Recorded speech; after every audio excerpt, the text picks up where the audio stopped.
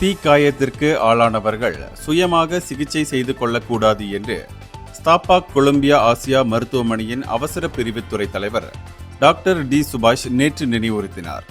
தீக்காயம் ஏற்பட்ட இடத்தில் கிரீம்களையோ லோஷன்களையோ அல்லது பல் பசையையோ ஒருபோதும் தடவக்கூடாது என்று அவர் நினைவுறுத்தினார்.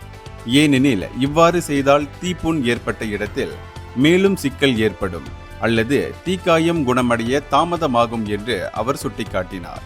ஆகவே எதையும் முழுமையாக அறிந்து கொள்ளாமல் சுயமாக சிகிச்சை செய்து கொள்ளக்கூடாது என்று அவர் வலியுறுத்தினார்.